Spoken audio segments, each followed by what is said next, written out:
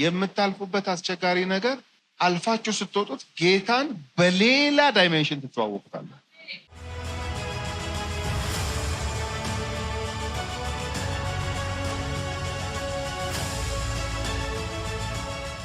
ባለፈው ሳምንት ማቴዎስ ወንጌል ምዕራፍ 14 ከቁጥር 1 እስከ ቁጥር 12 አብረን ተመልክተን ነበረ። ጌታ ኢየሱስ ክርስቶስ ዝናው እየወጣ ሲመጣ የአራተኛው ክፍል ገዢ የነበረው ሄሮድስ ደነገጠ።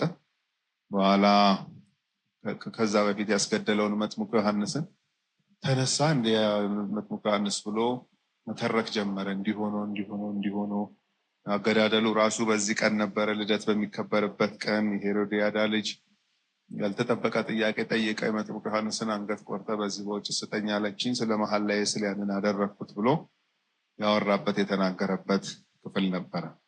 የጌታ ባሪያ፣ የጌታ አገልጋይ፣ የመንግስቱ አገልጋይ መሆን ሰማዕትነት ሁሉ አለው ብለን እሱን አይተን ነበረ። በመጽሐፍ ቅዱሳችን ውስጥ ብዙ ሰማዕት የሆኑ ሰዎች አሉ። ስለዚህ ወንጌል ዛሬ እኛ እጅ ላይ የደረሰ ወንጌል እንዲህ አልጋ ባልጋ ሆኖ በሀገር ሰላም ምናምን አለ። በእኛ ሀገር እንኳን ወደ 30-40 ዓመት ወደኋላ ብትሄዱ ተሽሎክልኮ ነበረ። ሰው 2፣ 3፣ 4 ሆኖ ቤት ውስጥ ባይብል ስተዲ እያደረገ ተደብቀው ይታደሉ ነበረ በዛ ሀገራቸው ሰዎች እምነታቸው ምክንያት እና እግዚአብሔር ግን መንግስቱን ያሰፋል። ክብር ለጌታ ይሁን። የእግዚአብሔር መንግስት ማንም አያቆማትም ነበር የተባባል ነው። በዚህ ተጋድሎ ውስጥ በዚህ መስዋዕትነት ውስጥ ነው እንግዲህ ወንጌል እዚህ ዘመን ላይ የደረሰው። ስለዚህ ለዚህ ወንጌል እስከ ሞትም ድረስ ዋጋ ይከፈላል የሚለውን አይተን ነበረ። ዛሬ ከቁጥር 13 እስከ መጨረሻው ቁጥር እስከ 36 ረዘም ያለ ነው፣ ግን በተለይ ሁለት ዋና ኢየሱስ ያደረጋቸው ታምራቶች ናቸው። የመጀመሪያው ከምግብ ከሚበላ ነገር ጋር የተያዘ ነው። ሁለተኛው ደግሞ በተፈጥሮ ላይ በውሃ ላይ መራመድ፣ በውሃ ላይ መሄድ የሚባለውን ተአምር ያሳየበት ነው። አንዱ ፐብሊክ ነው፣ ለህዝብ ነው። ይሄ የምግብ ታምራቱ በውሃ ላይ መሄድ የሚለው ምትሃት የመሰላቸው ደቀ መዛሙርቱ ለደቀ መዛሙርቱ ብቻ የታየ ሚራክል ወይንም ተአምራት ነው። ስለዚህ ሁለት የኢየሱስ ተአምራቶች ስለሆኑ እነሱን ነው የምንመለከተው ማለት ነው። እንግዲህ የማቴዎስ ወንጌል አካሄዱን ስታዩት አሁን የኢየሱስ ፐብሊክ ሚኒስትሪ ወደ ማብቂያው ምን ማለት ነው? አንድ ከተማ ይሄዳል፣ ያስተምራል፣ ለምሳሌ ይናገራል፣ ታምር ያደርጋል። ደግሞ ሌላ ከተማ ይሄዳል፣ ደግሞ ሌላ ከተማ ይሄዳል። አሁን ምዕራፍ 11 ስንጀምር ካስታወሳችሁ ኮራዚ፣ ቤተሳይዳ፣ ቅፍርናሆም ምናምን የተባሉ ከተሞች አሉ። ብዙ ታምራት የተደረገባቸው ከተሞች። ስለዚህ በሄደባቸው ከተሞች ሁሉ የተለያዩ ታምራቶችን ያደርጋል፣ ያስተምራል፣ ክርክር ገጥሞታል። ተከታይ እንዳለው ሁሉ ተቃዋሚም በጣም ነው የተነሳበት ኢየሱስ እና ይሄ ፐብሊክ ሚኒስትሪው ሊጠቃለል 1-2 ምዕራፍ አካባቢ ነው የቀረው። በተለይ ምዕራፍ 15ን ኤክስቴክስ ስናይ ከዛ 16ን ስናይ ምዕራፍ 16 ቁጥር 21 ላይ ሄዳችሁ ብትመለከቱ የፐብሊክ ሚኒስትሪው እየተጠናቀቀ ማለት ከዛ በኋላ ፐብሊክሊ ማንንም አያዋራ ምናምን ሳይሆን ኦፍኮርስ እነ ማቴዎስ 2:23 ከፈሪሳውያን ጋር ፊት ለፊት ቤተ መቅደስ የሚፋጠጥበት እንትን ይመጣል። ግን የሚኒስትሪ ፎከሱ ደቀ መዛሙርቱ ላይ ብቻ መሆን ይጀምራል ማለት። ማቴዎስ 16 ራሱ እደጅ ስለኔ ምን ይወራል? እንዲህ ይሉሃል እሱ እናንተ ነኝ ማለት ያችሁ ጴጥሮስ ይመልሳል ምናምን። ከዛ የመጣበትን ዋና ዓላማ መናገር ይጀምራል። የሰው ልጅ አልፎ ሊሰጥ ነው የመጣው። ያው በየከተማ ያደረኳቸው ታምራቶች ምናምን እንደ እግረ መንገድ የተደረጉ እንጂ አልቲሜት ግቤ እሱ አይደለም። ከዛ ያለፈ ሚሽን ያለ መናገር የሚጀምርባቸው ምዕራፎች ከዛ በኋላ ታቻሉ። ማቴዎስ 17 ላይ 3 ወደ መገለጥ ተራራ አያችሁ። በቃ የነሱ አካባቢ ነው። በቃ ከዚህ በኋላ ማቴዎስ 18 ብትመለከቱ እርስ በርስ ይቅርታ እንዴት መጠየቅ እንዳለባቸው የቤተክርስቲያን ኦቶሪቲ ምን እንደሆነ ንገረው፣ ሰው ጨምረ ንገረው፣ ለቤተክርስቲያን ንገራት ምናምን አይደል። ስለዚህ እነሱ መካከል ያለ ከሜሬጅ ጋር በተያዘ ጥያቄ ሲጠይቁት ይመልሳል። በቤተ መቅደስ ይመጣል፣ ቀጥታ በቤተ ፋጌ በኩል አድርጎ በዛ መቅደስ ከፈሪሳውያን ጋር ከሰዶውያን ጋር መፋጠጥ። ከዛ እነሱም ፍጭቱ እየጮዘ ስለሚሄድ በቃ እናስይዘው ማለት ይጀምራል። ስለዚህ የተከታዮቹም የተቃዋሚዎቹም ማካሄድ በደንብ እየከረረ የሚሄድበት ምዕራፎች ናቸው ከዚህ በኋላ ያሉት ማለት ነው። እና ስለዚህ የዛሬው ክፍል ላይ የመጀመሪያው ከቁጥር 13 እስከ ቁጥር 21 ያለው ኢየሱስ ብዙ ሕዝብ ሲከተሉ ታየና ምድረ በዳ ነው፣ እየመሸ ነው። ደቀ መዛሙርቱ የራሳቸውን አይዲያ መጡ። እየመሸ ስለሆነ ፕሊስ ቢሸኙ ይሻላል፣ እነዚህ ሰዎች አትሊስት ምግብ ይፈልጉና ከሆነ መንደር ይብሉ ብለው ተጀስታ ሀሳብ ሰጡ። ጌታ ኢየሱስ ክርስቶስ ግን በተለይ አዘነላቸው የምትል ቃል አለች። ኢየሱስ በጣም የሚያዝን ጌታ፣ ለፊዚካል ኒዳችን እንኳን ማለት ነው። ለራበው ሰው ሲያይ ያዝናል ኢየሱስ። አንድ ጊዜ አንድ ወዳጄ ደወልኩለት፣ ሰዓት 7 ሰዓት አካባቢ ነው ደወልኩለት። አወራሩ ራሱ ትንሽ እንትን ነው። ሄሎ አለ። ሄሎ እንዴት ነህ? ደህና ነህ? ሰላም ነህ? የሆነ ነገር ላወራህ ነበር። በእናትህ ስጠግብ ያለው ስጠግብ ወሬ መስማት አልችልም። ኦነስት መሆኑ አስደሰተኝ። ማለት በቃ አንዳንድ ሰው ስራ ይሻለው ምናምን ይላል። እሱ ግን ይቅርታ ጋ በልቼ ጠግብ ያለው እና ስጠግብ ብዙ አልሰማም፣ ብዙ እዚህ ወሬ አልፈልግም፣ ወሬ አልሰማም ማለት ነው። ወሬኛ አድርጎኝ ቁጭ አለ ማለት ነው። ጌታ ኢየሱስ ሰው ሲርበው ፊል ያደርጋል። ተርቦ ያውቃል።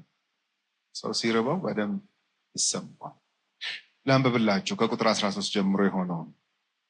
ኢየሱስም በሰማ ጊዜ ምኑን? መጥምቁ ዮሐንስ እንደዛ መደረጉንና በሄሮድያዳ ልጅ አማካኝነት በሄሮድስ መሞቱም ማለት ነው። ኢየሱስም በሰማ ጊዜ ከዚያ ብቻውን ወደ ምድረ በዳ በታንኳ ፈቀቅ አለ። ሕዝቡም ሰምተው ከከተማዎቹ በእግር ተከተሉ። ወጥቶም ብዙ ሕዝብ አየና አዘነላቸው፣ ድውዮቻቸውንም ፈወሰ።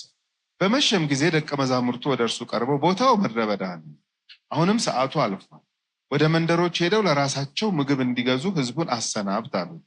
ኢየሱስም እናንተ የሚበሉትን ስጧቸው እንጂ ሊሄዱ አያስፈልግም አላቸው። እነርሱም ከ5 እንጀራና ከ2 ዓሣ በቀር በዚህ የለንም አሉ።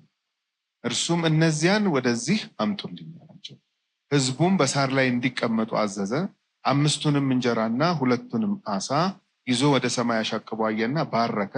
እንጀራውንም ቆርሶ ለደቀ መዛሙርቱ ሰጠ፣ ደቀ መዛሙርቱም ለሕዝቡ። ሁሉም በልተው ጠገቡ። የተረፈውንም ቁርስራሽ 12 መሶብ ሙሉ አነሱ። ከሴቶችና ከልጆችም በቀር የበሉት 5000 ወንዶች ያህሉ ነበር ይላል። የመጀመሪያው ሚራክል ይሄ ምንድን የሆነው? ያው ከከተማ ከተማ ይንቀሳቀሳል፣ ያስተምራል፣ ታምራት ያደርጋል።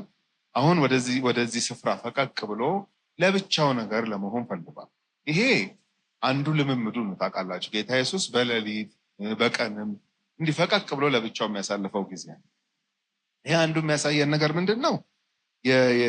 የመንፈሳዊ ጉዞ ልምምድ ይሄን ሪኳየር ያደርጋል ወይንም ይሄን ይጠይቃል።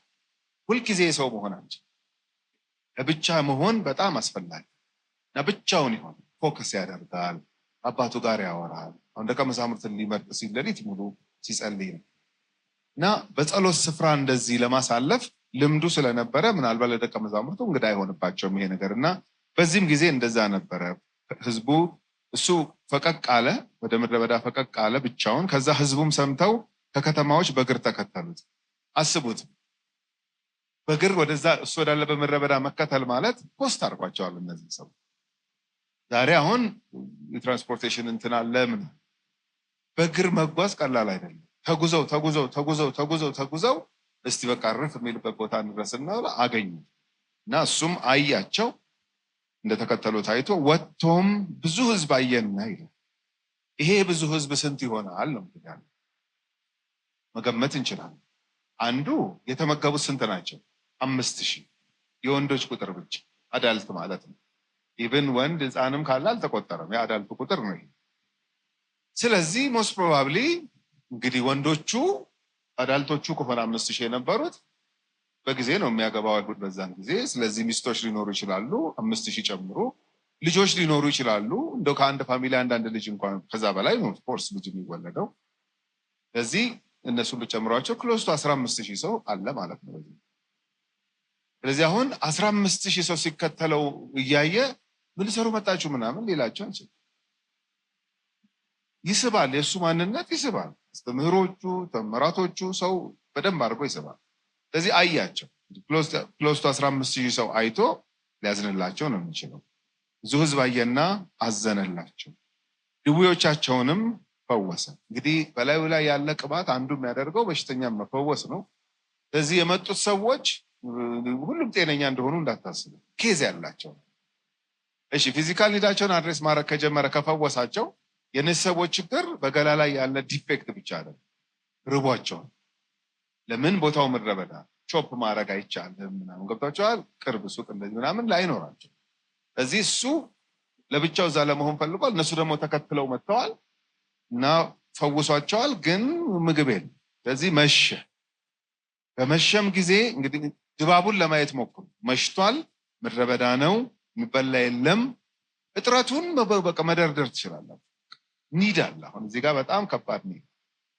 ኢየሱስ ይሄንን ኒድ አድሬስ ያደርገዋል ብለው ምናልባት ደቀ መዛሙርቱ ላያስቡ ይችላል። ከዚህ የተነሳ ነው ሀሳብ ሰጀስት ያደረገው። በነገራችን ላይ ይሄን ተአምር አራቱም ወንጌል ጸሐፊዎች ናቸው የጻፉት። ብዙ ጊዜ ወይ ሁለቱ ወይ ሶስቱ ናቸው ተመሳሳይ ነገር ጽፈው። በተለይ ማቴዎስ፣ ማርቆስ፣ ሉቃስ ሲኖፕቲክ ጎስፕልስ ይባላሉ። ብዙ ተመሳሳይ ናቸው የሶስቱ። ዮሐንስ በፍጹም እነሱ የጻፉትን አይደለም። የዮሐንስ ሌላ ነው። ያውም እኮ ቢጻፍ በጣም ብዙ ነው። እኔ እንደው በቃ ሴሌክት አድርጌ ይሄን ጻፍኩ እንጂ ነው የሚለው። እንግዲህ እሱ ደግሞ ቢጨምረውና ቢጽፈው እነሱ ያልጻፉት ማዕት ነገር ሊያነሳ ነው ማለት።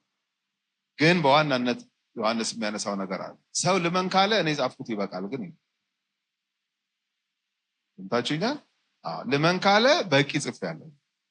ይሄ እንደውም የጻፍኩትን ሁሉ ኢየሱስ ክርስቶስ የእግዚአብሔር ልጅ እንደሆነ ታምኑ ዘንድና ሕይወት እንዲሆንላችሁ ነው ይሄንን የጻፍኩት ብሎ ሁሉ በደንብ አስረግጦ ነው የሚል። አሁን አንዳንድ ሰው ዮሐንስ የጻፈው ያነሰ ይመስል አልጨማመርኩ ይላል። ካመንክ በዚህ ነው። የምን ሰበበኛ መሆን ብዙ ነገር ስላለ ነው። አሁን በእኛ አቃላችሁ እሱ ያልጻፈው ምናምን አለ፣ ግን እስቲል አያምንም። እስቲል በክርስቶስ አዳኝነት አያምንም። ግን በቃ ለክርክር ይፈልገዋል። ያልተጻፈ በጣም ብዙ አለ ብሏል ዮሐንስ። ስለዚህ ይሄው ያልተጻፈ ብሎ ይዞልህ ነው። አመንክ በዚያ ታምኑ። ስላላመኑ ብዙ ታምራት አላደረገም አይደል? ያየነው ምን ማለት ነው? አመንክ በቂ አድርጌያለሁ ማለቱ ነው። ማያምኑ ከሆነ መደጋገሙ ሚኒንግለስ ነው። ስለዚህ ባለማመናቸው ምክንያት ደግሞም ለእምነትም ሪስፖንድ የሚያደርግ ጌታ ነው አይደለ? እንደ እምነት ይሁንልን፣ እንደ እምነትሽ አድኖሻል እያለ ይናገር ነው። ለሚያምን ሰው በቂ ተጽፏል ለማለት ነው አራቱ ወንጌሎች ውስጥ። ለማንኛውም ይሄ የምግብ ተአምራቱን 5000 ሰው ፊድ ማድረጉ መመገቡን አራቱም ጽፈውታል። ከፈለጋችሁ እንዲሁ ለማየት ማጣቀሻውን ከታች ማየት ትችላላችሁ። ማርቆስ 6 ላይ ነው ያለው፣ ሉቃስ 9 ላይ ነው ያለው፣ ዮሐንስ 6 ላይ። ብዙ እንደዚህ አታገኙ። አራቱም የጻፉትን ታምራት ብዙ ጊዜ አታገኙ። ይሄ ግን የሚገርም ነው። አራቱም ሪከርድ አድርገውታል ማለት ነው። ትንሽ ዮሐንስ ለየት የሚለው ምንድን ነው? ይሄ 5 እንጀራና 2 ዓሣ የተገኘው ከአንድ ብላቴና እጅ ላይ ነው። ሶስቱ አይነግሩም።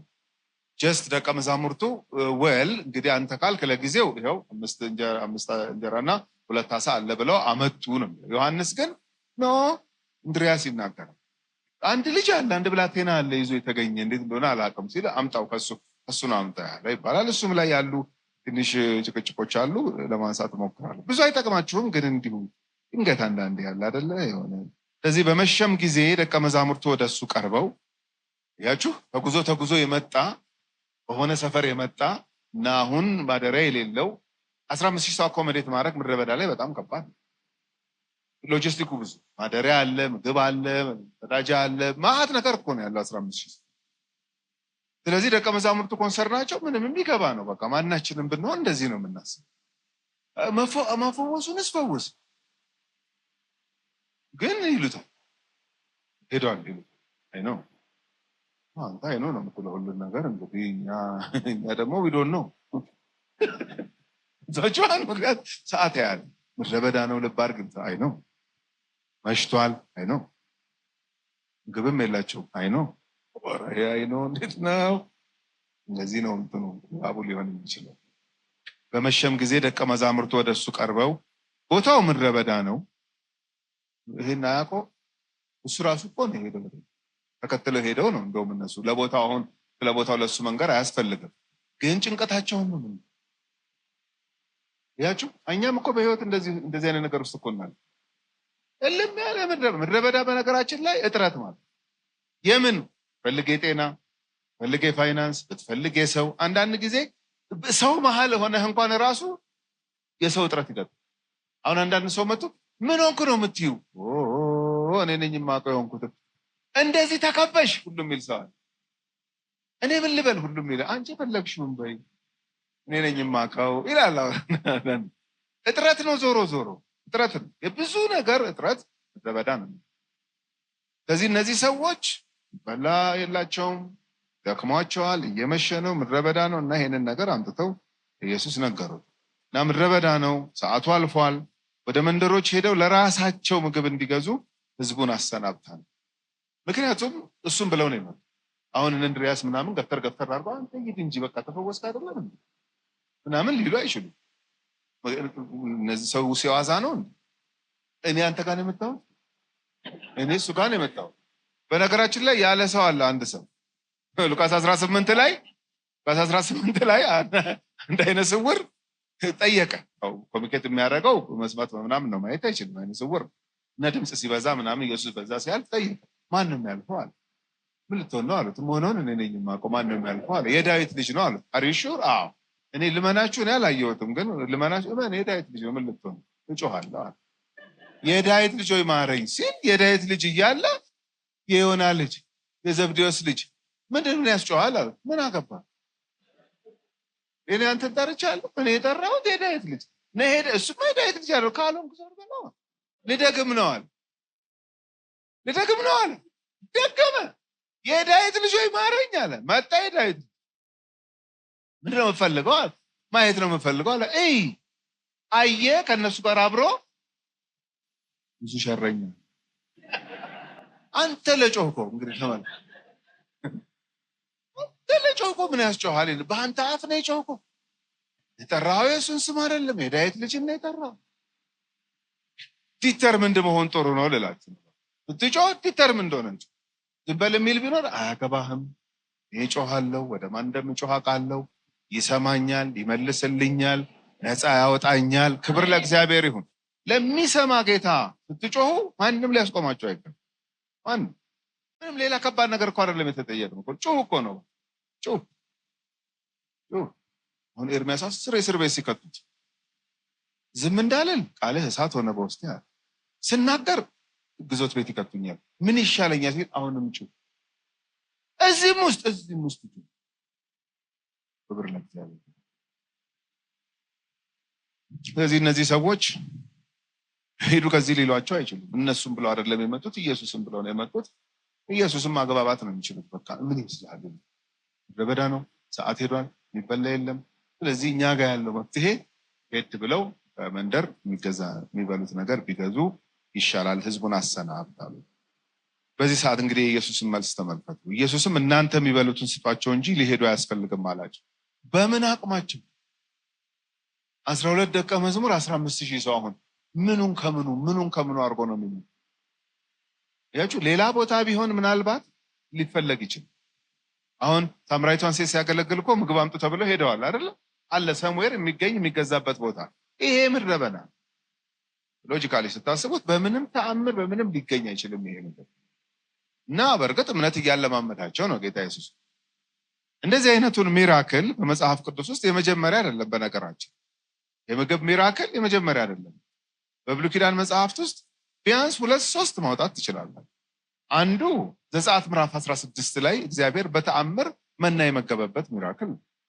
ከግብፅ ወጡ፣ ደስ አላቸው፣ ዘመሩ። ምዕራፍ 14-15 መዝሙር ነው። ምዕራፍ 15 መዝሙር እኮ ማርያም ኳየሩን እየመራች የዘመረችው። 16 ግን መዝሙር ቆሞ ማንጎራጎር ነው የጀመረው። የሚበላ አሉት። የሚበላም አለ እንደ ለካ ሲጓዙ እና ታዲያ ልናቆምልን ነው ምግብ እና ምን ይሻላል? ተጠይቀዋለሁ ሙቶ ያለንን እግዚአብሔር የሚበላ እያሉ ነው ሲል የሚበላ ይኸው ብሎ በተአምር ከሰማይ መና ወረደላል። ክብር ለእግዚአብሔር። ስለዚህ እግዚአብሔር ፕሮቫይደር ነው። ከድሮ እግዚአብሔር መጋቢ ነው። የፍጥረቱ ሁሉ መጋቢ ነው። አይደለም በአምሳሉ የተፈጠረ የሰው ልጅ ሌላ ሁሉ እሱን ተስፋ አድርጎ እንደሚኖር መጽሐፍ ቅዱስ ይናገራል። ሁሉንም የሚመግብ ለዚህ ምግብ ሰጣቸው። የሚቀጥለው ምዕራፍ ላይ ውሃ ነው ያለው። ዘጸአት ምዕራፍ 17 ውሃ ደግሞ እያሉ ነው አለ። እውነት ነው። በምን ይወራረዳል? አያስፈልግም። ውሃ ሲል ካለቱ ውሃ ፈለቀላቸው አይደለም? አለት መጥቶ ውሃ ፍልቆላቸው። አለት ማን እንደሆነ ታውቃላችሁ። አንደኛ ቆሮንቶስ ምዕራፍ 10። ስለዚህ አሁን ኢየሱስ በዚህ በስጋ ወራቱ ሲመላለስ የዘጸአት ላይ ያለውን ነገር ነው የሚደረግ እንጂ የመጀመሪያም እንትን አይደለም። ቆርዛት ማታር እግዚአብሔር እንዲህ አይነት ታምር ሰርቶ አያውቅም ልንል አንችልም።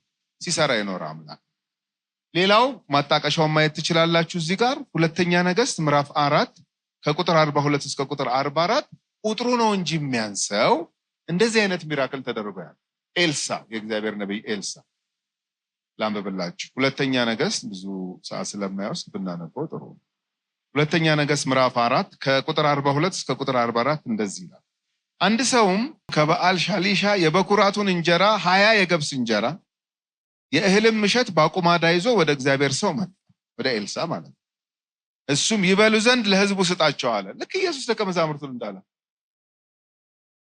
አሁን ኤልሳ የእግዚአብሔር ታምር በእጁ ፐርፎርም የሚደረግ ሰው ስለሆነ አሁን በዚህ ሰዓት ላይ ከብደው ይችላል። ይሄንን ስጥ የተባለው ሰው ግን በጣም ነው የሚደነግጥ። ስጣቸው ብሎ ለምን ይበሉ ዘንድ ለሕዝቡ ስጣቸው አለ። ቁጥር 43 ሎሌውም ይህን እንዴት አድርጌ ለ100 ሰው ሰጣል ይችላል። በዛን ጊዜ አሁን ስንት እንጀራ ነው እዚህ ጋር? 20 የገብስ እንጀራ ነው። ኖርማሊ አንድ የገብስ እንጀራ ለአንድ ሰው ነው የሚሰጠው በዚህ። ስለዚህ 80 ያተርፋል። አሁን ይሄ የኤልሳ አገልጋይ ባሪያ ድንግጥ ነው። ምንድን ነው ሰውን እንደዚህ ወጥ መድረስ መጥቶ 20 እንጀራ ነው ያለው እያልኩት ለ100 ሰው አከፋፍል ይለኛል እንዲህ አለና የተሰማውን ነገረው ለኤልሳ። ይህን እንዴት አድርጌ ለ100 ሰው ሰጣለሁ አለ። እርሱም ይበላሉ ያተርፋሉም ብሎ እግዚአብሔር ተናግሯልና ይበሉ ዘንድ ለሕዝቡ ስጣቸዋል። ያቸው እግዚአብሔር ስለተናገረ። እግዚአብሔር የታምራት አምላክ ማለት በጥቂት ምግብ ብዙ ሰው ፊድ ማድረግ አሁን በኢየሱስ ሚኒስትሪ የተጀመረ ነገር አይደለም ለማለት። ስለዚህ አሁን በዚህ ሰዓት ለአይሁዳውያን ልብ ካሉ ከዚህ በፊትም እኮ ሆነዋል ሊሉ ይችሉ ነበር። አሁን ጴጥሮስ ምናምን ደግሞ ከአሕዛብነት የተጠሩ አይደሉም። ለዚህ ነው እንደውም ከአሕዛብ ጋር እኮ መደባለቅ የሚያቅታቸው። አይሁዳውያን ስለሆኑ ሳምሃው እነዚህን መረጃዎች ሳያገኙ ይቀራሉ ብዬ አላስብም። ግን በቃ አንዳንዴ ይጠፋል። ምንም በቃ ጭልጥ ብሎ ካይምሮ ሊጠፋ ይችላል። ይኸው እዚህ ጋር እንደዚህ ተብሏል አለ። ከዛ ቁጥር 44 ላይ እንዲሁም በፊታቸው አኖረው እንደ እግዚአብሔርም ቃል በሉ አተረፉ። እዚህኛውም ታምር ላይ 12 መሶብ ተርፏል። ታውቃላችሁ። ለሚተርፈው ነገር በኋላ ትንሽ አነሳለሁ።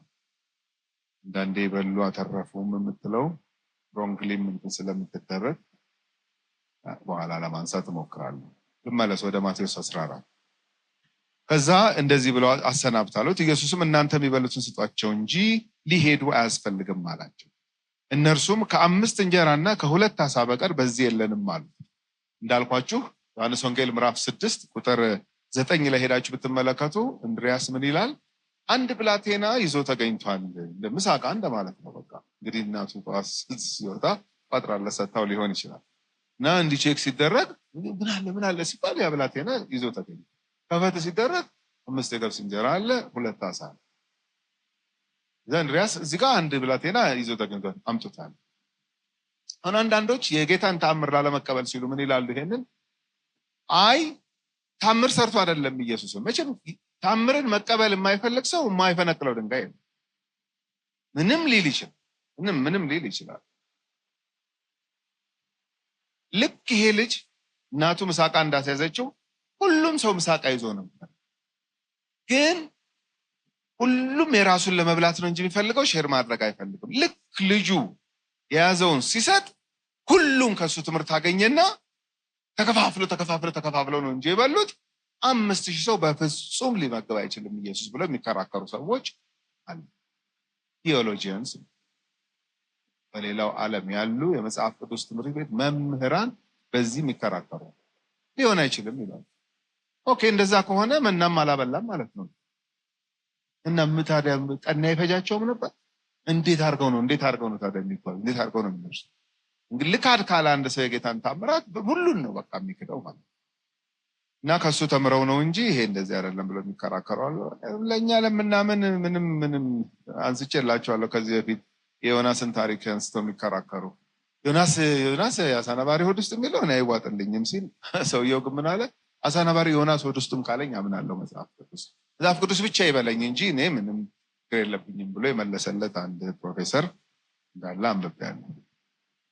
ዞሮ አምጡት አላቸው። ከዛ ቁጥር 18 እነዚያን ወደዚህ አምጡልኝ አላቸው። ህዝቡን በሳር ላይ እንዲቀመጡ አዘዘ። በተለይ ይሄ ሴቲንጉን ተመልከቱት፣ ሁኔታውን ማለት ነው እንዴት እንዳመቻቸው ነገሩን። እንዲቀመጡ አዘዘ። ይሄ አንድ ጋባዥ ታዳሚዎችን ሰርቭ የሚያደርግበት ወይንም የሚያስተናግድበት ወግ ነው ዛሬም ድረስ ማለት ነው። ለምሳሌ ሰርግ ካለብን ወይም የሆነ ኦኬዥን ካለ ሰዎች ከጠራን ከጋበዝን እንግዳ ሲመጣ መጀመሪያ የሚቀመጥበትን አይደለም እናመቻችን። እቺ ትሻላለች፣ እሷ ነፋስ ናት ምናምን ነፋስ ካለ ማለት ነው። እሷ ነፋስ ናት በኋላ ቀዝቀዝ ሲል አየሩ ታረጋለች። ና እዚህ ጋር አይ እዚህ ሆነ አይደለም ና እዚህ ጋር እሺ። አንዱ ደግሞ ሲመጣ እና አንተም ደግሞ እዚህ ጋር ሆነ እስቲ ደግሞ እንድትጫወቱ ደግሞ ይሄ ጋባዥ የሚያደርገው ትሪትመንት እዚህ ጌታ ኢየሱስ ክርስቶስ ምን አይነት ድባብ ምን አይነት ኮሚኒቲ እየፈጠረ እንደሆነ ተመልከቱ። ማለት ከልቡ ነው። በትክክል አዝኖላቸው በትክክል ራቶላቸው ነው ይሄንን ተአምር እያደረገ ያለ። እንዲያመጡ ሁሉም በሳር ላይ እንዲቀመጡ አዘዘ። ከዛ 5ቱንም እንጀራና 2ቱንም አሳ ይዞ ይላል። እንግዲህ ይሄን ለምንድን ነው ማነሳላችሁ? ማቴዎስ ወንጌል ምዕራፍ 26 ላይ ፋሲካን ሊያከብሩ ሲሉ ከደቀ መዛሙርቱ ጋር የጌታ እራት ሊያከብሩ ሲሉ የነበረውን ድባብ ነው የሚመስለው። የሚገርመው ልክ ከደቀ መዛሙርቱ ጋር እንዳደረገው አይነት ነገር ስጡኝ አላቸው፣ ተቀበለ። እነሱም በትክክል ሳሩ ላይ እንዲቀመጡ አደረገ። ከዛ ይዞ ወደ ሰማይ አሻቅቦ አየና ባረከኝ። ይህን ዝም ብላችሁ 5000 ሰው መመገቡ ምናምን ብቻ እንዳትመለከቱ። አንድ ኮሚኒቲ ፎርም ሊያደርግ ነው ኢየሱስ። በአባቱ መንግስት አብረውት በማዕድ የሚቀመጡ ክብር ለእግዚአብሔር ይሁን። እነሱን ድሪም እያደረገ ነው፣ እነሱን እያሰበ ነው። አንድ መዝሙር አለ፣ የታምራት ኃይሌ መዝሙር። ጌታቸው በመጣ ጊዜ ሲተጉ የሚያገኛቸው እነዚያ ባሮች ብፁዓን ናቸው፣ አስቀምጦ ያገለግላቸዋል በማዕዱ። እኔንም አርገኝ ከነሱ እንዳንዱ። እንደዚህ የሚል መዝሙር አለ። ይሄም እንደሆን ታውቃላችሁ፣ እንደ ሳምፕል እንደ ማሳያ አይነት ነገር ይዤ የመጣኋት መንግስት ደቀ መዛሙርትን የሚወርሷትን እንደዚህ ትሪት የምታደርግ ናት። ክብር ለእግዚአብሔር ይሁን። አስቀምጧቸው አለ፣ ተቀመጡ። ስጡኝ አለ። ያንን 5 እንጀራና 2 አሳ ባረከው፣ ወደ ሰማይ አሻቅቦ አየና ከዛ ቆረሰው። የጌታ እራት ላይ እንደዚህ ነው አይደለ? ቆረሰው እንጂ የሆነ የአንድ ቀን የምግብ ኒድ ብቻ አድሬስ ሊያደርግ የመጣ እንደሆነ እንዳታስቡ። መሲህ ነው ይሄ። ይሄ ማለት ግን ኢየሱስ ለነፍሳችን ነው እንጂ ለስጋችን ግድ የለውም እንዳንል ደግሞ ኦፍ ኮርስ ለስጋችንም ግድ ይለዋል። ማቴዎስ ወንጌል ምዕራፍ 6ን ስናጠና ታስታውሳላችሁ። ስለምትበሉት፣ ስለምትጠጡት፣ ስለምትለብሱት አያገባኝም ነው ያነበብነው። ያገባኛል። ስለነዚህ ነገሮች ሁሉ የሰማዩ አባታችሁ ግድ ይለዋል። ለእናንተ አይደለም ለወፎች፣ ለእናንተ አይደለም ለአበቦች አይደለ? እንደዚህ አይደለ ያጠና ነው። ስለዚህ የሰዎች ፊዚካል ኒድም አድሬስ የሚደረገው በሰማይ አምላክ ነው። አንዳንድ ሰው በጣም በርታ ሲል ጠንከር ሲል ምናምን እኔ ለስጋዊ ነገር እንኳን እግዚአብሔር አያስፈልገኝም ይላል። ያለ ሰው ስለገጠመኝ ነው፣ ያለ ሰው ስለሰማው። በጣም በችግር ውስጥ እያለ በመጮህ ነው የሚታወቀው በጌታ ፊት። ጌታ ሆይ ጌታ ሆይ ጌታ ሆይ ሲል ነው የሚታወቀው። ከስንት ጊዜ በኋላ ከአንዱ ጓደኛው ጋር ተገናኙ። እኔ የምልህ አለው፣ ከአንተ ማረሰው አለው፣ ይሄ ብጮህ ነው። የቱ ረስቶት የቱ? እንዴ ጌታ ሆይ በቃ ትዝ ከስንት ዓመት በኋላ የተገናኘ ነው። አምሮ ባህል በእርግጥ በጣም ዘንጣል፣ ደስ የሚል ነገር ሆነሃል፣ ሽታ ራሱ ምናምን አለና ግን አሁን እንደዛ ትጮሃለህ ለምን ብዬ እንዴት ችግረኛ ጮኸ እግዚአብሔርም ሰማው ነው የሚለው። አሁን ከችግር ወጥቻለሁ ለምንድን ነው የምጮኸው ብሎ ቁጭ ይሲ ምን ዴቨሎፕ እንዳደረገ ታያላችሁ። ለሚበላ ለሚጠጣ እኔ አልጠይቀውም ማለት ነው። ኧረ ጠይቅ አይሆንም። ያ ሀብታም ጎተራውን አፍርሶ ደግሞ ባያፈርሰው አፍርሶ አምጥቶ ከቶ ነፍሴ ቢ ጥገቢ የዛን ቀን ነበር የሚወሰዱ። እዚህ በባንክ አካውንት ስላለን ምናምን ገንዘብ ስላለን ምናምን አታስፈልገኝም አይባልም። እግዚአብሔር ሁል ጊዜ ያስፈልጋል። ለፊዚካል ኒድ ያስፈልገናል፣ ለስፒሪቹዋል ኒዳችን ያስፈልጋል፣ ለሶሻል ኒዳችን፣ ለየትኛውም ነገራችን እግዚአብሔር ያስፈልገናል። እኛ ጥገኞች ነው፣ ለምንን አዳሪዎች ነው። ክብር ለእግዚአብሔር። ለማኝ ጥገኛ ነው ሰው ሁሉ የእግዚአብሔር። ይሄን በፍጹም መካድ የለም። ለምንን ተቀብለን አዳሪዎች ነው። ለዚህ ጌታ ኢየሱስ ክርስቶስ ስለሚበሉትም ግድ ይለዋል። ግን ከዛ ያለፈ ሚኒንግ አለው የሚያደርጋት ነገር። ምክንያቱም ሌላም ምዕራፍ ላይ ስንደርስ ታዩታላችሁ ተመሳሳይ ነገር ያለ ፋሲካን የት ልናደርግልህ አሉት። እገሌ ቤት አድርጉልኝ። በነገራችን ላይ ስንደርስበት ታዩታላችሁ። ቃል በቃል እገሌ ቤት። እገሌ መጽሐፍ ቅዱስ ውስጥ አለ እንደ ሁሉ ብዬ ተገርም አለ። ስንደርስበት እገሌን አሳያለሁ። ስለዚህ ባረከ፣ እንጀራውንም ቆርሶ ለደቀ መዛሙርቱ ሰጠ፣ ደቀ መዛሙርቱም ለህዝቡ። አሁን እንግዲህ መታዘዝ ነው ያለባቸው። ምንም ማድረጋቸው አምጦ አላቸው፣ ሰጡት። አዩ የሚያደርገውን ነው። ወደ ላይ አሻቀበ። ምን ሊያደርገው ነው? አመሰገነ፣ ከዛ ቆረሰና ሰጣቸው። እነሱ ደግሞ ለህዝቡ ሰጡ። ሁሉም በልተው ጠገቡ። ይሄ ሁሉም የሚለው በጣም ደስ ይላል። ሲፈወሱ ሁሉም ተፈወሱ፣ ሁሉም በሉ። ዲስክሪሚኔሽን የለም። ጌታ ኢየሱስ ክርስቶስ ጋር ክብር ለሱ ይሁን። እኩል ትሪት ያደርጋል። ወደሱ የመጡትን ሰዎች ሁሉ እኩል ትሪት ያደርጋቸዋል። እና ሁሉም በልተው ጠገቡ። በሐዋርያቱም ዘመን ይሄን በሐዋርያ ስራ እናነበዋለን አይደለ? ሁሉም በመካከላቸው ድሃ እስከማይኖር ድረስ ፕሮፐርሊ ያከፋፍሉ ነበረ የመጣውን ነገር፣ ሀብቱንም ንብረቱንም ይላል። እና በልተው ጠገቡ። የተረፈውንም ቁርስራሽ 12 መሶብ ሙሉ አነሱ። ምንድነው አሁን ይሄ 12? ብዙዎች የሚስማሙበት ደቀ መዛሙርቱ 12 ነው። ስለዚህ ቆርሶ ለነሱ ሲሰጣቸው ለ12ቱም ሰጥቷቸዋል ማለት 12ቱም አደሉ። እንግዲህ ለ15,000 ምናምን ሰው አስቡት እንዴት ሊሆን አድለው መጨረሻ ቁርስራሽ ነው የሚለው። አሁን በእኛ ጊዜ ቡሌ እንደማለት ነው። ስለዚህ ያው የተረፈው ቁርስራሽ ነው በ12ቱም መሶብ እንትን ያደርገው ሁሉም መለሰ እንደማለት ነው። እንድሪያስም አድሎ ሲመጣ ተራረፈ እንትን ነበረ ይዞ መጣ። ሌላውም ይሄ እንግዲህ ምግብን ዌስት ማድረግ ተገቢ እንዳልሆነ ምን ያሳየኛል። በዚህ ክፍል ማለት እግዚአብሔር ለሰጠን ፕሮቪዥን ለሰጠን አቅርቦት ሁሉ አካውንተብል መሆን አለብን ብዬ አስባለሁ። አሁን አንዳንድ ሀገር በጣም ትደነግጣላችሁ። በቃ በተለይ አሁን አንዳንድ ማውቃቸው ጓደኞቼ ውጭ ሀገር ሄደው መጀመሪያ ስራ ሲያገኙ ወይ በጣም ብዙ ዶናት የሚመረትበት ኬክ ቤት፣ ሬስቶራንት ምናምን ውስጥ ይገባል እና መልመድ ያቃተኝ አለኝ። አሁን አንድ ጓደኛ እንደመጣው ውጭ ሀገር መልመድ ያቃተኝ የተቀጠርኩበት ቤት ብዙ ዶናት ነው የሚጋገረዋል እና እኔ ወይ ዕቃ ማንሳት ወይ እንደዚህ ሊሆን ይችላል ስራ ያለ ማታ ላይ በጣም ብዙ 100 ምናምን 200 የሚሆን ዶናት በቃ ዛሬ ስላልተሸጠ ድፋ እባላለሁ። እኔም ቢታየኝ ሀገር ይሁን በኢየሱስ ክርስቶስ ምንም እኮ አልሆነም እላለሁ አለ። እስክደፋው ድረስ እንደዚህ ያየው በጌታ በኢየሱስ ክርስቶስ 200 ዶናት 1 2 3 ፓትራው ላይ እንደዚህ እየቆጠርኩት አለ። በቃ ይዘገም ለመሰላችሁ ኮንቴክስት። አሁን እዛውን ባለቤቶችን ቢጠይቃቸው ማት ነገር አሉ።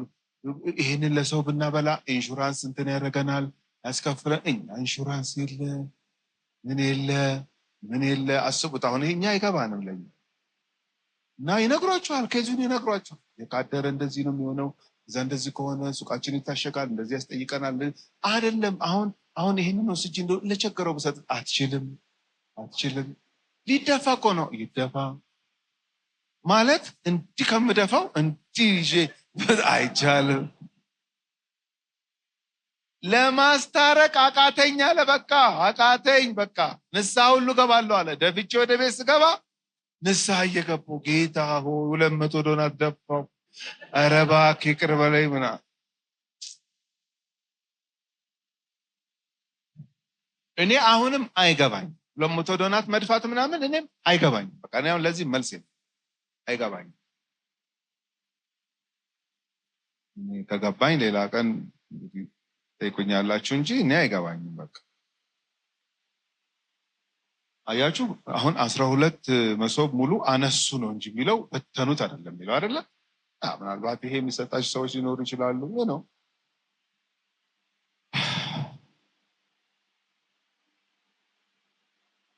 የመጨረሻዋ ቁጥር 21 ከሴቶችና ከልጆቹም በቀር የበሉት 5000 ወንዶች ያህሉ ነበረ።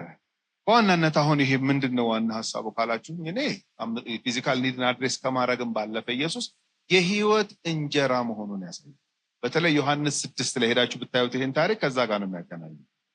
ከመገባቸው በኋላ ያው ስለበላችሁ ነው ምናምን ሲሉ ኦፍ ኮርስ ስለበላን ነው ሲሉ እኔ ከዛ ያለፈ ነኝ ከዛ ምልስ ሲሉ ደቀ መዛሙርቱን ጠየቁ። ዮሐንስ 6 እኮ ነው እነ ጴጥሮስ የጠየቁት።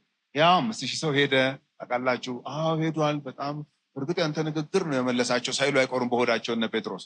ያንዳንዴ የምትናገረው እኛም አይገባንም። አሁን ደህና 5000 ሰው ከመጣለ በኋላ በማይሆን ንግግር ሰው መመለሰው ምን ይባላል? እየከነከናቸው ነው። የነሱ አይደለም ጭራሽ የነ ጴጥሮስ ቼክ ሊደረግ ያው ሄዱ 5000 አዎ ሄዱ። አዝነናል። መዓት ሰው አገኘን ብለን ስንደሰት አንተ ከፊት እኛ ከኋላ ከዛ 5000 እኮ በደንብ እንትን ሰርተው እኮ ነበረ። ባውንደሪ በደንብ አድርገው ሰርተው ነበር። 5000 ሲመለስ ድንግጥ ብለዋል። እነሱ ሄዱ እናንተ ለምን አትሄዱም ተባሉ።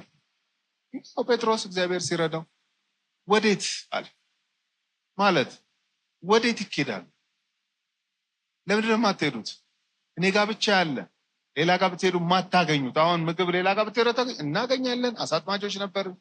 የምግብ እጥረት አልነበረብንም። አንተ ስታገኘው እኮ ለምን አትሄዱም? አንተ ጋር ብቻ ያለ ሌላ ጋር ብንሄድ ማናገኘው አለ ጴጥሮስ። ምን የህይወት ቃል አለሃል።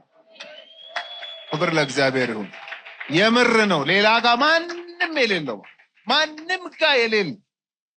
ለዚህ ነው አሁን 5000 ሰው መገበ ሲባል በቃ ይመግበኛል ብቻ አይደለም። እለፍ ከዛ ኮርስ ይመግባል። ምንም ጥያቄ የለም ይመግባል። ግን ከዛ ያልፋል።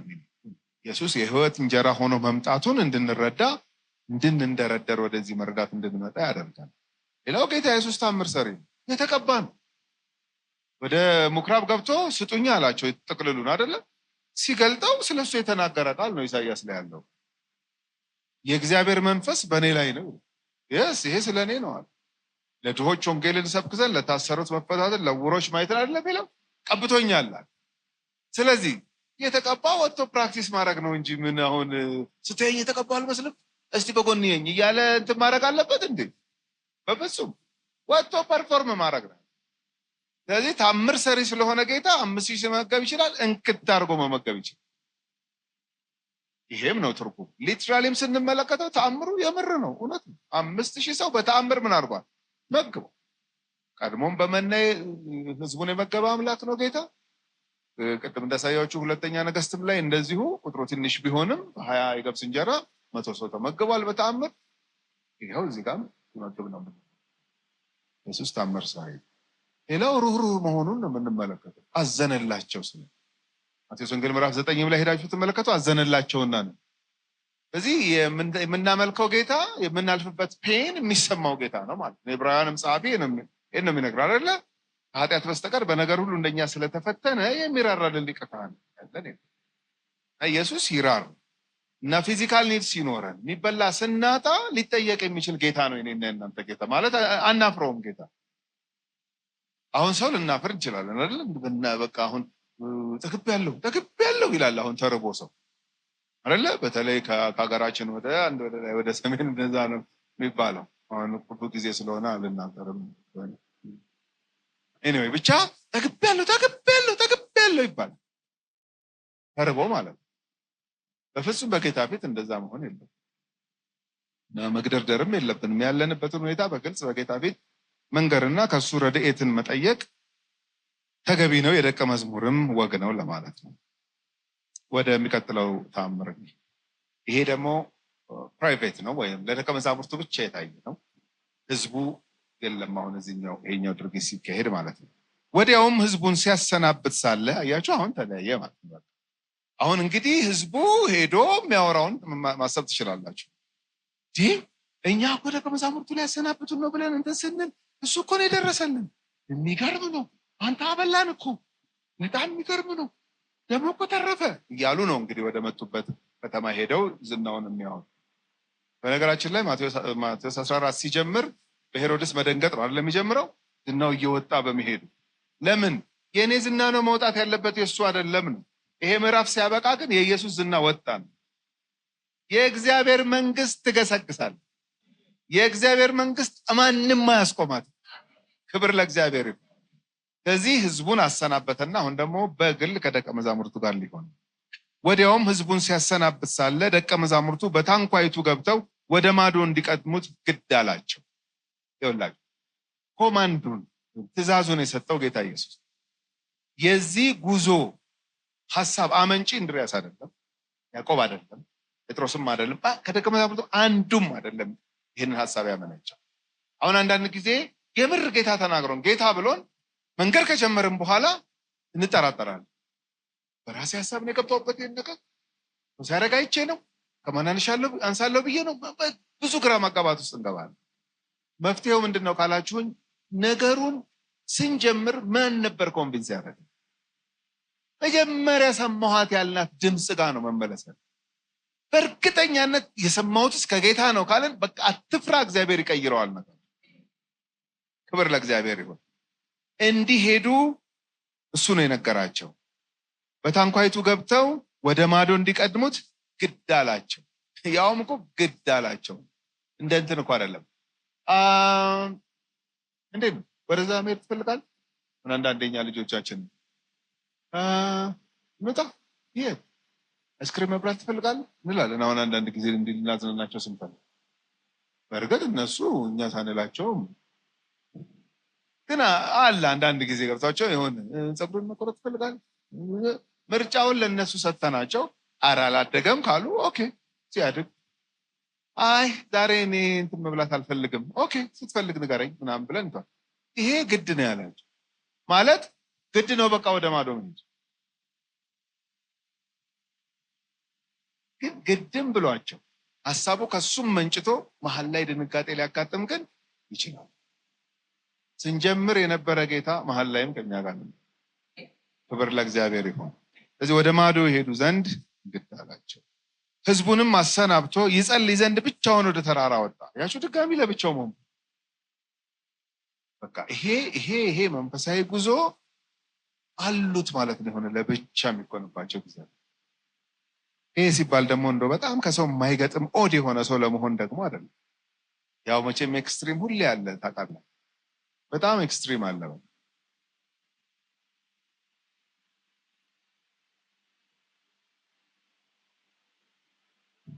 ይጸልይ ዘንድ ወደ ተራራ ወጣ። በመሸም ጊዜ ብቻውን በዚያ ነበር። ይሄ ብቻውን የሚል ቃል በጣም ተደጋግሟል። እንግዲህ በደንብ ኖቲስ አድርጉት። ታንኳይቱም አሁን በባህር መካከል ሳለች ነፋስ ከወደፊት ነበርና በማዕበል ትጨነቅ ነበር። እሱ ራሱ ሂዱ ብሎ እሱ ራሱ ግድ ብሏቸው እንዴት ይሄ ሀብል ሊያደርግ ይችላል? ይችላል። ችግሮች የእግዚአብሔር እጅ እንድትገለጥ ሪዝን ናቸው። እንደሚገርማቸው አሁን ህይወታችን በተአምራት የታጀበ የሆነው ለምንድን ነው ካላችሁኝ፣ አስቸጋሪ ነገሮች ስለመጡ። አስቸጋሪ ነገር ሳይመጣ የጌታን ጣት አናይም። የጌታ ጣት ካልመጣ ደግሞ ምስክርነት የሚባል ነገር የለም።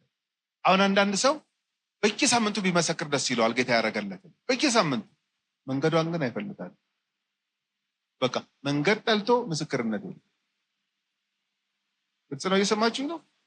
ሸካራ ጎዳና በፍጹም እንዲመጣበት አይፈልግም። ግን በጣም በምስክርነት የታጀበ ህይወት ኖ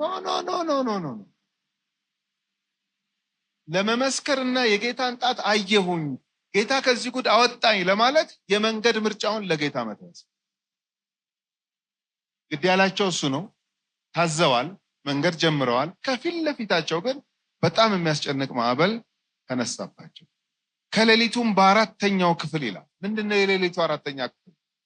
ሮማውያን ሌሊትን በአራት ነው የሚከፍሉት ተብሎ ይባላል። በሶስት ሰዓት ከፋፍለውት ማለት ነው። ማታ አሁን ከ12 ሰዓት እስከ 3 ሰዓት ያለው አንደኛው ክፍለ ጊዜ ነው። ከዛ ከ4 ደግሞ እስከ 6 አለ። ከዛ ከ6 እስከ 9 ምናምን እያሉ እንደዚህ ከፋፍለው እቺ ከ9 እስከ 12 ያለችው ናት አራተኛው ክፍለ ጊዜ ማለት ነው። አይሁዳውያን ግን በ3 ነው የሚከፍሉት። በተለይ ብሉይ ኪዳን መጽሐፍት ላይ በደንብ ማየት ትችላላችሁ። ግን ከጊዜ የተነሳ እነሱን ቴክስቶች አላሳያችሁም። ይህ አሁን በእኛ ሀገር የሌሊት ጥበቃ ላይ እንደዚህ ከፋፍሉታል። አሁን አንዳንድ መስሪያ ቤት ፈርስት ሽፍት ነኝ ምናምን ሲል ሰምታችሁ አታሁን ጥበቃ የሚያደርሰው እንደዚህ ይላል። ፈርስት ሽፍት ነኝ ሲል በሰዓት ተከፋፍሏል። እኔ ሰከንድ ሽፍት ነኝ፣ የመጀመሪያውን ተኛና ሰከንድ ሽፍት ላይ ተነስቼ ጠብቄ ሰርድ ሽፍት ላይ ተኝቼ ምናምን ይላሉ። በተለይ በዛ ያሉ ጥበቃዎች ካሉ አሁን አንድ መስሪያ ቤት በደንብ እንደዚህ 4 ቦታ ሌሊቱን ከፋፍለው አንዳንድ ቦታ ደግሞ በ3 ከፋፍለው 8 ሰዓት እንደዚህ 8 ሰዓት እንደዚህ አድርገው ይጠቀሙ እንዳሉ በእኛም ዘመን እናውቃለን። ስለዚህ አራተኛው ከሌሊቱ በአራተኛው ክፍል ማለት ከ9 ሰዓት እስከ 12 ሰዓት ባለው ሰዓት በጣም እንቅልፍ የሚያዳፋበት ሰዓት ነው። ከባድ ሰዓት ነው። አሁን ያ ሰዓት እሱ ሰዓት ላይ ኢየሱስ በባህር ላይ እየሄደ ወደ እነሱ መጣ። ክብር ለእግዚአብሔር። መንገድ አስጀምሮ ስትጨነቅ ተወጣው አይልህ። አብሮሽ መጥቶ ከዛ ጭንቅ ውስጥ ያወጣል። ክብር ለኢየሱስ ይሁን። መጣ። ሌሊት ነው። በጣም ከባድ ሰዓት ነው። እነሱ እየተጨነቁ ነው። ግድ ስላላቸው ተሻገሩ፣ እዛ መሄድ አለብን ስላላቸው መጣ። በባህር ላይ እየሄደ በባህር ላይ መሄድ ተአምር። አሁን በእነ ሙሴም ጊዜ ሆኗል ልንል እንችላለን፣ ግን ይለያል። የእነ ሙሴ ጊዜ እነ ሙሴ አሁን የኤርትራ ባህር ተከፍሎላቸው እንደ ግድግዳ ቆመው ነው አይደለም? በኋላ አይደለም የሄዱት እነሱ ተከፍሎላቸው ነው። ይሄ ተከፍሎ አይደለም፣ ወጣ ይላል። ይሄ በውሃ ላይ እየተራመደ መጣ። ለምን? መለኮት ነው እሱ፣ አምላክ ነው እሱ። ይሄ የሚራመድበትን ውሃ እንኳን የፈጠረ ጌታ ነው እሱ። በዚህ ሌቭል ላይ ያውቁት ይችላሉ ደቀ መዛሙርቱ። ቀስ ቀስ እያለ ነው ነገር ሁሉ እየገባቸው ሲመጣ የምናየው እና እየተራመደ በውሃ ላይ መጣ።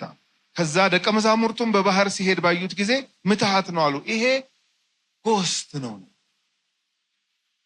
ምትሃት ነው። የኤማውስ መንገደኞችን በነገራችን ላይ እንደዚህ አይነት መንፈስ ያዩ መሰላቸው ይላሉ ሉቃስ 24 ላይ። አረ እንደዛ አይደለም ያያችሁት ብሎ ነው በኋላ ያስረዳቸው። ስለዚህ አሁን ለደቀ መዛሙርቱ ይሄ በሌላ ዳይሜንሽን ኢየሱስን እንዲረዱ እድል ነው የፈጠረላቸው። ይኸውላችሁ የምታልፉበት አስቸጋሪ ነገር አልፋችሁ ስትወጡት ጌታን በሌላ ዳይሜንሽን ትተዋወቁታላችሁ። ክብር ለጌታ ይሁን። አሁን የግል ኤክስፒሪየንስን ሳስብ እንደዛ ነው ይሁን ሳየው በዚህ ውስጥ እንዳልፈቀድክ ጌታ ሆይ ብዬ አልፌው ሲጨርስ በሆነ መልኩ ጌታን እንዳጣው ያደርግ ትልቅ ሌሰን ጥሎልኛል።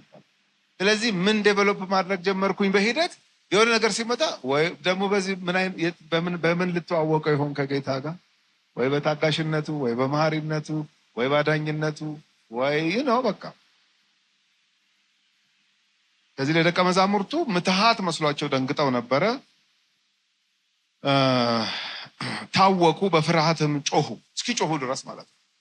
ምን አይነት ጩኸት ሲሆን የጮሁት ነው አልተጻፈም እዚህ ጋር። እሱ ነው ብለው መገመት በጣም ነው የሚከብዳቸው። ለምን? በውሃ ላይ ሲሄድ አይተውታል። ማንም ሰው በውሃ ላይ ሲሄድ አይተው። እንዴት ይሄን ልትል ቻልክ ካላችሁ ህይወታቸው ውሃ አካባቢ ነበር። ብዙ አሳ አጥማጆች ነበር። ስለዚህ አሳ አጥማጆች ውሃ አካባቢ ምን እንዳለ በኤክስፐርት ነው። አሁን ጴጥሮስ በዘመኑ ሰው በውሃ ላይ ሲሄድ አይተዋል። ለዚህም ይመስለኛል እስከ ዛሬ አሳ አጥማጅ ውሃ አካባቢ ሲኖር አንድ ሰው ሲሄድ አይቻል አቅም የመጣ ይምጣ እኔንም ጥራ ይለናል። ጴጥሮስ እኮ አንበሳ የሆነ ሰው እኮ ነው። ሁሉም እንደው ቢከነክነውም ቢቆረቁረውም እንደው እንትን በሆዱ ነው የሚይዘው። እሱ ሆዱ ባዶ፣ የመጣችውን ያወጣል። ደንግጠው ጮሁ። ወዲያውም ኢየሱስ ተናገራቸውና አይዟችሁ እኔ ነኝ አትፍሩ አላቸው። ብር ለጌታ ይሁን። እያችሁ ፊዚካል ኒድን አድሬስ ያደርጋል ሲርበው ሰው። እንደዚህ አይነት ጭንቀት ውስጥ ሲገባ ደግሞ እያችሁ መንፈሱ ሲታወቅ ሰው ለዚህም መድኃኒት አለው። ሲጨነቅ ማለት ነው በቃ አይዟችሁ አትፍሩ እኔ ነኝ። ዛ ቁጥር 28 ጴጥሮስም መልሶ ጌታ ሆይ አንተስ ከሆንክ በውሃው ላይ ወደ አንተ እንድመጣ እዘዘኝ አለው። ጴጥሮስ እኮ ጉደኛ ነው። አስቡት፣ እሱ ወደ እነሱ እየመጣ ነው አይደለም? እንግዲህ እየተራመደ መቼም አሁን ከፊታቸው ነው ማዕበል እየመጣ ያለው። እነሱ ወደ ተባለችው ቦታ እየተጓዙ ነው ያሉት። ስለዚህ ኢየሱስ ወክ እያደረገ ሲመጣ አይዟችሁ እኔ ነኝ ካል አንተ ነህ? አዎ እሺ በቃ ብቻ በሰላም እንድረስ። ምክንያቱም እየሄዱ እሱ ወዳለበት ወይንም ወደዛች ደረቅ እንትን ወደ መድረስ ሲገባቸው የድፍረቱ ድፍረት አልታገሰም። እሱ እንኳን ወደ እነሱ መጥቶ እንኳን ሲገላግላቸው ድረስ በቃ እኔም ልምጣ አለ። ይሄ ምን ያሳይሃል ካላችሁን የሰዎችን ዩኒቲ። በቃ ሰው አንድ አይነት አይደለም። አትቸገሩ። አሁን እኛ ስቃያችን ምንድነው? የኔ አይነት ለምን አትሆኝም? አትሆንም። ያንተ አይነት እንዲሆን የእሱ አይነት እንዲሆን ምናምን በሰቃየት የለም። ይኸው ጌታ ኢየሱስ ክርስቶስ አንድ አይነት አይደሉም ደቀ መዛሙርት። አንድም ቀን ራስ ምታት ሆኖበት አያውቅም። አሁን ጴጥሮስ ይሄ እንዲሁ በምን ቀን ነው የጠራሁት? ይህን ሲያስጥሉት ያንን፣ ይህን ሲያስጥሉት ይህን ሲያስጥሉት ያንን። በፍጹም በፍጹም በፍጹም በፍጹም ጌታ እንደ ማንነታችን አንድ ላይ ያደርጋል። አሁን ፈጠን ፈጠን የሚልን ሰው ብድግ ይልና አሁን አንዳንድ ሰው እንዲህ ጨርቁን መያዝ ነው። እስቲ እንደሰው ተረጋጋ ምናምን ቢረጋጋ የዛሬ 20 ዓመት አይረጋጋም ነበር። ከዚህ በኋላ ይረጋጋል። በጣም ረጋ ያለውን ሰው ደግሞ እንሄድና አንተ ሰው እኮ ፈጣን ነው፣ ሰው እኮ ፋስት ነው፣ ሰው እኮ ስማርት ነው፣ ሰው እኮ እንለዋለን። ሰው ነው፣ ሰው እኮ ነው። እሱ እንደዛ ነው። ገብቷችኋል? ይሄ ከሞራል ጋር የተያያዘ ገብቷችኋል? መጽሐፍ ቅዱስ ከሚናገረው ትክክል አይደለም ከሚለው ነገር ጋር የተያያዘ አይሁን እንጂ እንደዚህ አይነት ፐርሰናሊቲዎችን አክሴፕት ማድረግ ያስፈልጋል። በትዳር ውስጥም ቢሆን አብሮ በማገልገልም ቢሆን አብሮ በመስራትም ቢሆን ሁሉ ሰው አንድ አይነት። ስለዚህ ያን ሰው እንደ ማንነቱ መቀበል ካልቻልን በስተቀር በጣም ነው ሰፈር የምናደርገው፣ በጣም ነው የምንቸገረው። አሁን ተመልከቱ፣ 12ቱም ደቀ መዛሙርት አሉ። ያ በህዝብ ፊት የተደረገውን ታምር ሁሉም አይተው አንዳንድ መሶብ ተሰጣቸው፣ አበሉ ይዘው ተመለሱ። ፍርፋሪ እኩል ነው እንትናቸው አይደለም። አሁን እዚህ ጋር ግን ጴጥሮስ ለየታል። ለምን? በቃ እንዲህ ነው ጴጥሮስ ገለዋል። ምንም ልታረጓት አትችልም። እኔ ነኝ አትፍሩ ሲላቸው ሁሉም እሺ አንተስ ከሆንክ እሺ፣ እኛ እኮ ራሱ ተሻገሩ ብሎ ራሱ ግድ ብሎ እንደዚህ አይነት ማዕበል ውስጥ ከቶ ያስጮኸናል ብለን በጣም ደንግጠን አይዟችሁ እኔ ነኝ ሲል ከዚህ አለፈ ጴጥሮስ። በቃ አንተ ከሆንክ አይቀር እኔስ ብሞክረው አለ። ትችላለህ አለው። ደግሞ የሚገርመኝ ኢየሱስ አንተ ተረጋጋ፣ አንተ እኮ አንድ ፊት ሲያሳየው እኮ በቃ ኖ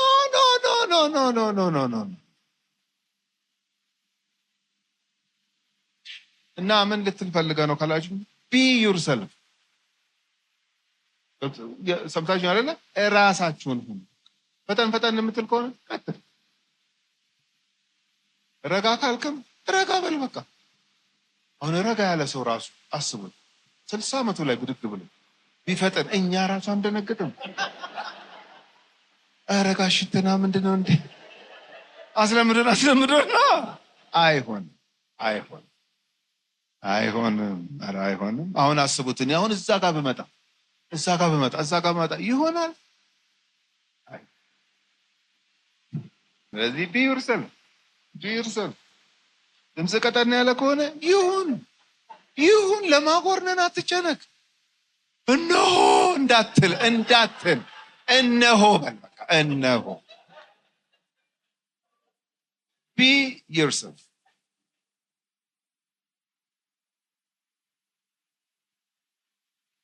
በምንም በቃ ራስን መሆን በቃ። ጴጥሮስ በቃ እንደዚህ አይነት ሰው አሁን እነ እንድርያስ ምናምን ሊያስተውት አይችልም።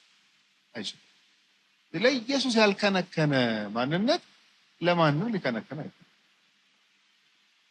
ጴጥሮስም መልሶ ጌታ ሆይ አንተስ ከሆንክ በውሃው ላይ ወደ አንተ እንድመጣ እዘዘኝ። እርሱም ና አለ። ጴጥሮስም ከታንኳይቱ ወርዶ ወደ ኢየሱስ ሊደርስ በውሃው ላይ ሄደ። የሚገርመው ነገር እምነት ነው። ጌታ አዘዘው ማለት በቃ ይኸውላችሁ፣ አንዳንድ ሰው ፕራክቲስ ማድረግ ይፈልጋል። አትከልክሉት። አሁን ለበሽተኛ መጸለይ የሚፈልግ ሰዋል። ኧረ ተው ይጸልይ፣ ምን ቸገረ? ይጸልይ።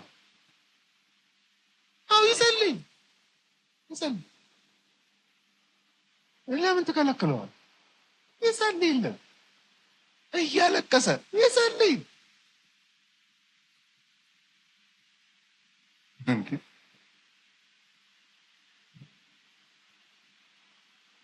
በውሃው ላይ ሄደ ይላል። እንግዲህ ምን ትላላችሁ? ሄዶ እኮ አያውቅም። ይሄ ይኸው ጀመረ። በቃ ሄደ።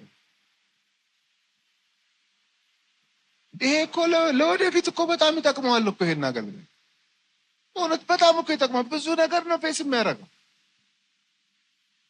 ሄደ። ቁጥር 30 ነገር ግን የነፋሱን ኃይል አይቶ ፈራ። ሊሰጥምን በጀመረ ጊዜ ጌታ ሆይ አድነኝ ብሎ ጮኸ። እሱ ለመጮህ አንደኛ ነው። ምን ችግር አለ? ከተሳካም ተሳካ፣ ካልተሳካም ይጮሃል እንደገና። እንዲሄድ እዘዘኝ ነው አይደል ያለው? ና አለው። ሄደ። ከዛ አይኑን አነሳ። ከሱ ላይ ገብታችኋል። ሲቹዌሽኑን ማየት ጀመረ። ከሲቹዌሽን በላይ ያደረገው የኢየሱስ ቃል፣ የኢየሱስ ድምፅ።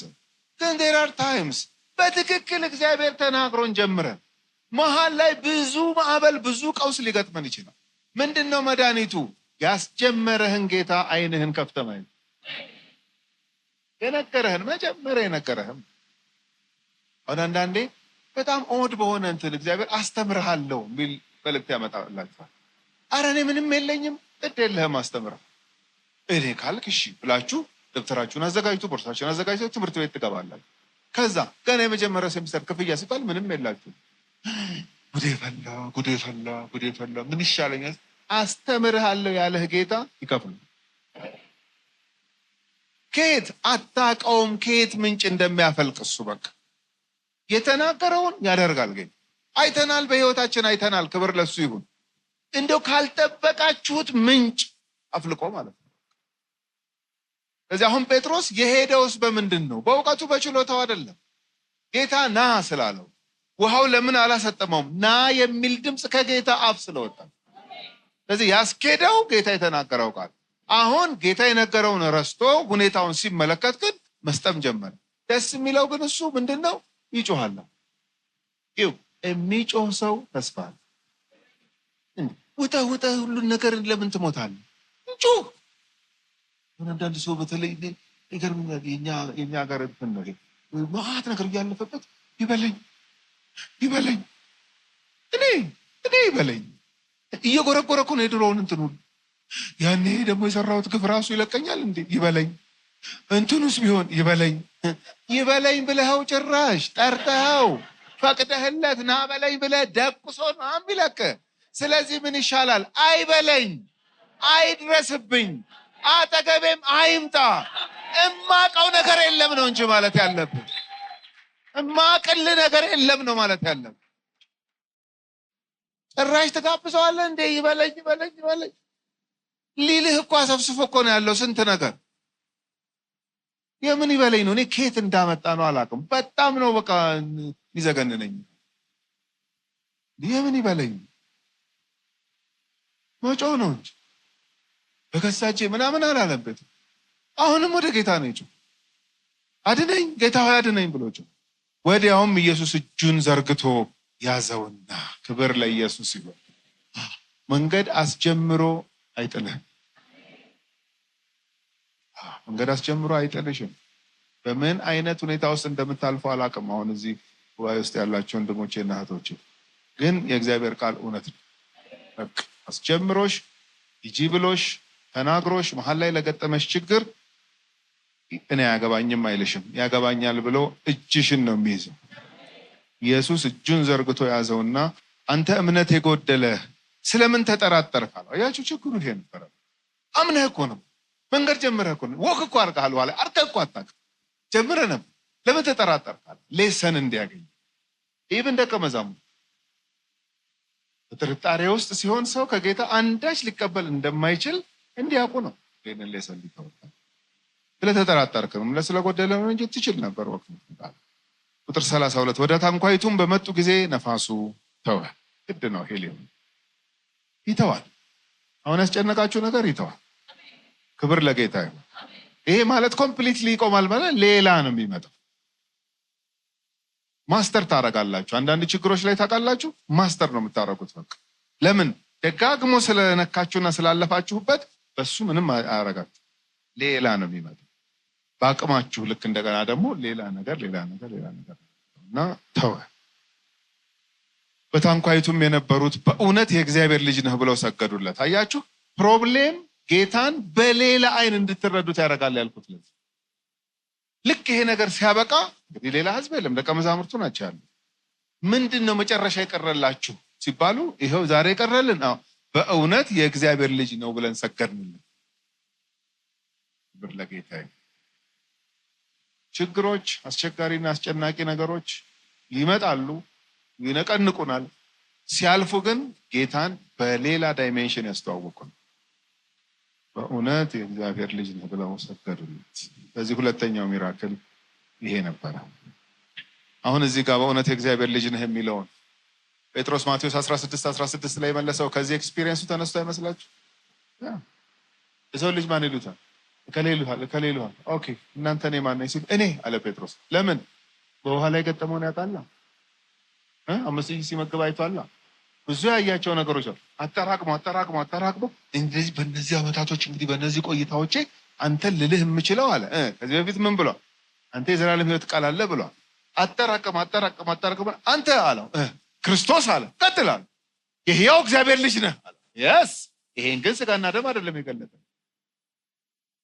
አያችሁ የምናልፍባቸው አስቸጋሪ ነገሮች ሁሉ ተጠራቅመው ስለ ጌታ ክሊር የሆነ አንደርስታንዲንግ እንዲኖረን ያደርጋል እንጂ እኛን ሊያጠፉን እኛን ድራሻችንን ለማድረግ የሚመጡ አይደሉም። ችግሩ አንተ በእውነት እግዚአብሔር ልጅ።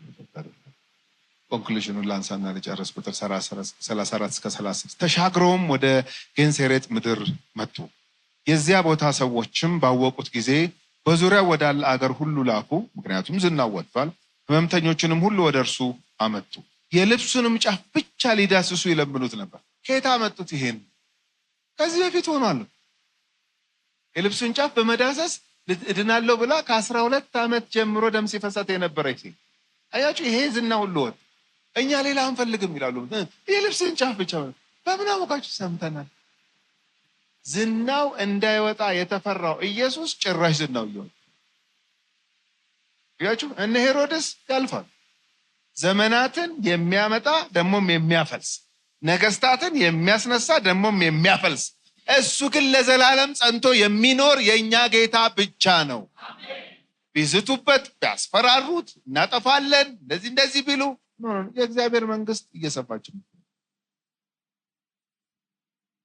ዝናው ወጥ። ሕመምተኞችንም ሁሉ ወደ እርሱ አመጡ። የልብሱንም ጫፍ ብቻ ሊዳስሱ ይለምኑት ነበር። የዳሰሱትም ሁሉ ዳኑ። ከሄሮድስ ይልቅ የኢየሱስ ዝና እየወጣ ሄደ። ኢየሱስ ለፊዚካል ኒዳችን ጌታ ነው። ኢየሱስ ለስፒሪቹዋል ኒዳችን ጌታ ነው። ኢየሱስ ለሶሻል ነገራችን፣ ለፋይናንስ፣ ለየትኛውም ነገራችን ጌታ ነው። በተፈጥሮ ላይ ጌታ ነው።